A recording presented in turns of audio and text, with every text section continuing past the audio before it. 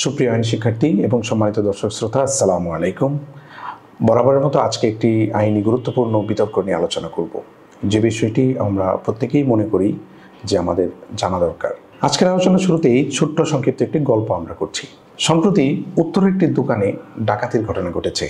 আমরা দেখলাম যে ওই দোকানের যিনি দারোয়ান ছিলেন, সেই বশির সাহেব সেই দোকানের তালাটি খুলে রেখেই রাতে ঘুমিয়েছেন। এখন ডাকাতি হওয়ার পরে খোঁজ নিয়ে জানা গেল যে এই ডাকাতির সাথে বশির যুক্ত ছিলেন। তিনি সরাসরি ডাকাতির সাথে যুক্ত না থাকলেও তিনি যেহেতু সেই কেচি গেটের তালাটি খুলে গিয়েছেন, এই কারণে তিনি এই ঘটনার সাথে ওতপ্রোতভাবে জড়িত। প্রশ্ন হচ্ছে, বশির তো সরাসরি ডাকাতি করেননি, তার বিচার কিভাবে হবে? কোন আইনে তার বিচার হবে? কি পদ্ধতিতে তার বিচার হবে? এই বিষয়টি আমাদের জানা দরকার। তো আজকে আমরা আলোচনা করব অপরাধের সহায়তা বলতে কী বোঝায় এবং কিভাবে একজন অপরাধের সহায়তাকারী শাস্তির সম্মুখীন হতে পারে। বাংলাদেশের দণ্ডবিধির 107 ধারা থেকে শুরু করে নিয়ে 119 ধারা পর্যন্ত অপরাধের সহায়তা সংক্রান্ত বিষয়ে আলোচনা করা হয়েছে। শুরুতে আমরা দেখব 107 ধারা অনুযায়ী অপরাধের সহায়তা অথবা অ্যাবেটমেন্ট বলতে কী বোঝায়। দণ্ডবিধির 107 ধারায় বলা হয়েছে, কোনো অপরাধীকে তার অপরাধকর্ম সম্পাদন করার পেছনে ব্যাকগ্রাউন্ডে যারা কাজ করেন তারাই হচ্ছেন মূলত অপরাধের সহায়তাকারী। এক্ষেত্রে দণ্ডবিধির 107 ধারা অনুযায়ী তিনভাবে অপরাধের সহায়তা করা যেতে পারে। প্রথমত যেটা বলা হয়েছে সেটা হচ্ছে অপরাধে প্ররোচনা প্রদান করা বা উস্কানি প্রদান করা। 2 হচ্ছে অপরাধ বিষয়ে ষড়যন্ত্র করা। 3 হচ্ছে অপরাধে প্রত্যক্ষ বা পরোক্ষভাবে সহায়তা করা। আলোচিত ডাকাতির ঘটনাটিতে বশির যদি ডাকাত দলকে কোনো ধরনের তথ্য সরবরাহ করে থাকেন, অথবা কোনো ধরনের প্রয়োজনীয় উপকরণ সরবরাহ করে থাকেন, অথবা যদি তাদেরকে পালিয়ে যেতে সহায়তা করে থাকেন, তাহলে এই বশির অপরাধে সহায়তাকারী বলেই গণ্য হবেন।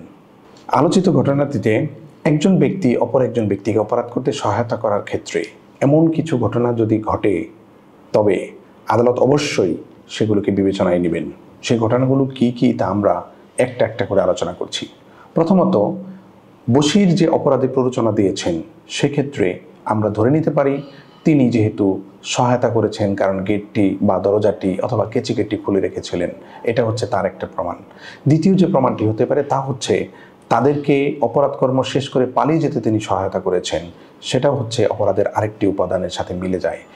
আরেকটি বিষয় আমরা আলোচনা করতে পারি, সেটা হচ্ছে এক্ষেত্রে বশির যাদেরকে অপরাধে সহায়তা করেছেন, তাদেরকে প্ররোচনা দিয়েছেন, সেক্ষেত্রে তারা যদি অপরাধটি সংগঠিত নাও করে থাকেন, গোয়েন্দা তথ্যের ভিত্তিতে অথবা ভিন্ন কোনোভাবে যদি এটা জানা যায় যে বশির এইভাবে চেষ্টা করে যাচ্ছেন যাতে এই দোকানটিতে ডাকাতি হয় এবং সেখান থেকে সে কোনো না কোনোভাবে বেনিফিটেড হয়, তাহলে এই ডাকাতির কর্মটি যদি সংগঠিত নাও হয় তবুও বশির অপরাধের সহায়তাকারী হিসেবে গণ্য হবেন। আরেকটি গুরুত্বপূর্ণ উপাদান হচ্ছে, সেটা হলো বশির যাদেরকে অপরাধে সহায়তা করেছেন তারা যদি অপরাধ করতে সক্ষম নাও হন, তবুও তিনি সহায়তা করেছেন, প্ররোচনা দিয়েছেন বলে গণ্য হবে।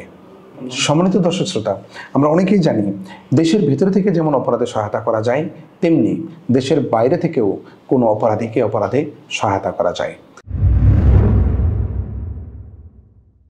যেমন আমরা সহজভাবে বলতে পারি, বাংলাদেশে কোনো একটি দুর্ঘটনা ঘটবে বা কোনো একটি হত্যাকাণ্ড ঘটবে, এর নির্দেশদাতা বিদেশে বসে আছেন, তাহলে তিনি কি আদালতে কখনোই এটা প্রমাণ করতে পারবেন যে অপরাধ যখন ঘটে তখন আমি দেশেই ছিলাম না? না, তিনি পারবেন না। কারণ তার বিরুদ্ধে যে অভিযোগটি আনা হয়েছে সেটি হচ্ছে অপরাধে সহায়তা করা, ষড়যন্ত্র করা, প্ররোচনা করা, উত্তেজিত করা অথবা উস্কানি প্রদান করা। ফলে এই প্ররোচনা দেয়া, উস্কানি দেয়া, ষড়যন্ত্র করা সকল কিছু দেশে বসেও যেমন করা যায়, দেশের বাইরে বসেও সেটা করা যেতে পারে। তাহলে আমরা বুঝতে পারলাম যে বাংলাদেশে কোনো অপরাধ সংঘটিত হলে সেই অপরাধের সহায়তাকারী হিসেবে, ষড়যন্ত্রকারী হিসেবে বা প্ররোচনাদাতা হিসেবে দেশের বাইরে অবস্থান করা কোনো ব্যক্তিও জড়িত হতে পারেন। এবার আমরা দেখব অপরাধের সহায়তা করলে সেক্ষেত্রে কি কি শাস্তির বিধান করা হয়েছে। দণ্ডবিধির 109 ধারায় বলা হয়েছে, কোনো ব্যক্তি যদি কোনো অপরাধে সহায়তা করেন, প্ররোচনা দেন, ষড়যন্ত্র করেন অথবা উস্কানি প্রদান করেন, তবে এই যে একটা অপরাধ তিনি করলেন, এই অপরাধের শাস্তি হবে মূল অপরাধ যিনি করেছেন তার যে শাস্তি, যিনি সহায়তা করেছেন, ষড়যন্ত্র করেছেন, প্ররোচনা দিয়েছেন বা উস্কানি দিয়েছেন তারও একই রকম শাস্তির বিধানই প্রযোজ্য হবে।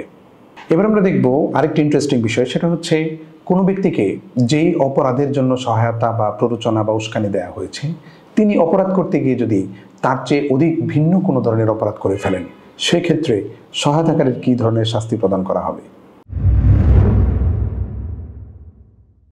দণ্ডবিধির 110 ধারাতে বলা হয়েছে, যদি অপরাধে সহায়তাকারী ব্যক্তি অথবা ষড়যন্ত্রের যে ব্যক্তি বুদ্ধি দিয়েছেন যে কাজ করার জন্য, যে অপরাধ করার জন্য, যিনি অপরাধী তিনি মাঠে গিয়ে তার চেয়ে ভিন্ন কোনো ধরনের অপরাধ যদি করে থাকেন, তবে যিনি অপরাধে প্ররোচনা দানকারী বা সহায়তাকারী তিনি ওই অপরাধেই দণ্ডিত হবেন। সেক্ষেত্রে কখনোই তিনি বলতে পারবেন না যে আমি তো তোমাকে সেটা করতে বলিনি। আলোচিত ঘটনাটিতে ডাকাতির ক্ষেত্রে সহায়তাকারী বশির তিনি ডাকাতির ক্ষেত্রেও যেমন শাস্তি পাবেন, সমান শাস্তি, পাশাপাশি ওই ডাকাতির পাশাপাশি যদি কোনো ধর্ষণের ঘটনাও সেখানে ঘটে থাকে, তবে বশির সেই ধর্ষণের সহায়তাকারীর শাস্তিও পাবেন। দণ্ডবিধির 114 ধারাতে বলা হয়েছে, কোনো অপরাধের সহায়তাকারী ব্যক্তি অপরাধ স্থলে উপস্থিত না থাকলে অপরাধের সহায়তাকারী বলে গণ্য হতেন। ওই একই ব্যক্তি যদি একই সাথে ষড়যন্ত্রকারী বা সহায়তাকারী হওয়া সত্ত্বেও ঘটনাস্থলে উপস্থিত থাকেন, তবুও তিনি একই অপরাধী হবেন এবং সমানভাবেই দণ্ডিত হবেন। এবার আমরা আরেকটি গুরুত্বপূর্ণ বিষয় দেখব, সেটা হচ্ছে যেই অপরাধের সহায়তার জন্য প্ররোচনা দেয়া হলো, উস্কানি দেয়া হলো, ষড়যন্ত্র করা হলো, ওই অপরাধ কার্যটি যদি না ঘটে তবে সেক্ষেত্রে কি হবে?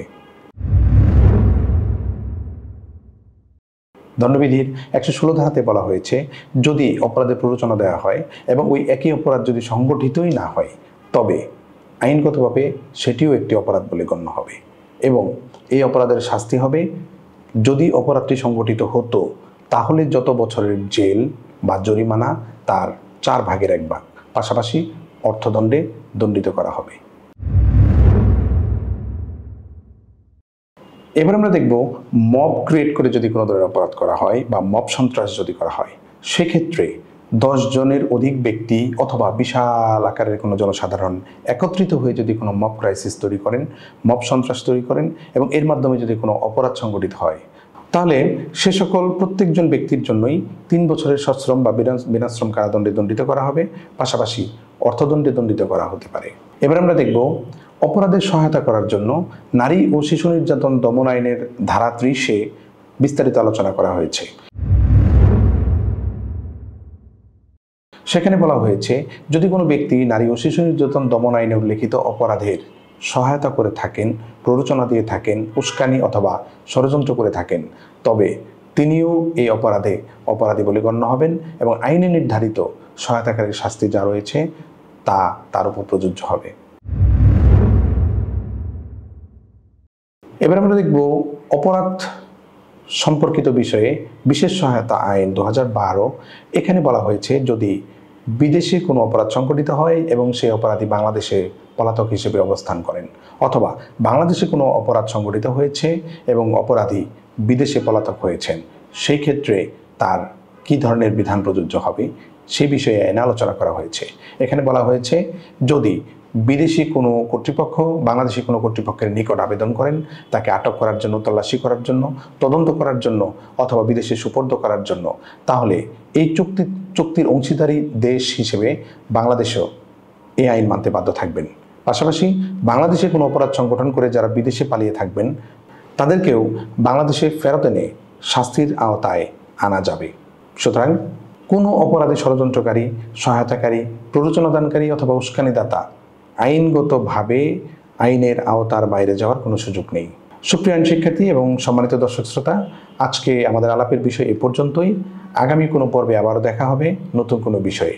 সে পর্যন্ত সকলে ভালো থাকবেন, সুস্থ থাকবেন। আল্লাহ হাফেজ।